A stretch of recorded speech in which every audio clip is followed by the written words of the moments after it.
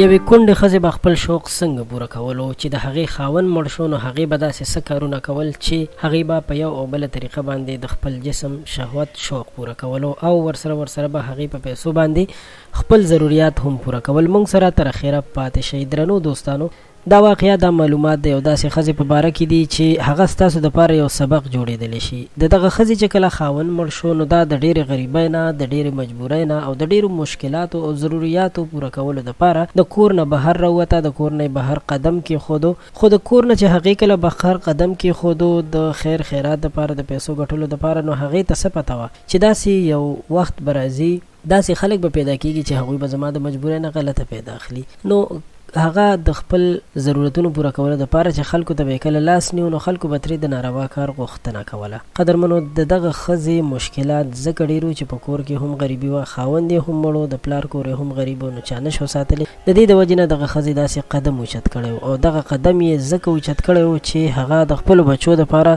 پیسې را پیدا کړي، په خپلو بچو باندې تعلیم وکړي، خو هیڅ چا هم د الله د رضا دپاره امداد نه کولو. نو قدرمنو، که موږ تاسو وګورو، نو ښځه ځکه مجبورېږي چې بیا غلط کار ته مخه وکړي. زموږ ستاسو په عملونو کې فرق دی.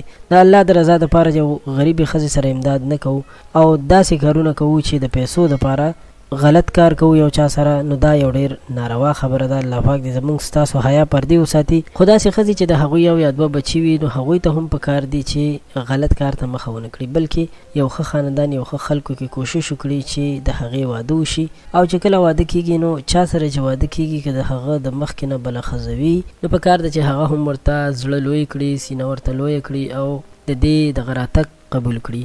الله تعالی به ورته اجر ورکړي، ځکه چې زموږ ستاسو په ټولنه کې غریبي ډېره زیاته ده. که داسې ونه کړي، نو ممکن دغه ښځه د غلط کار سره ډېرو داسې کارونو ته مخه وکړي چې د هغې بیا مخنیوی ډېر زیات ګران شي او د دغه ګناه زموږ ستاسو او د ټولو په غاړه باندې راوړېدلی شي. ویډیو مو را سره تر اخره وکتله، ډېره مننه مو کوم.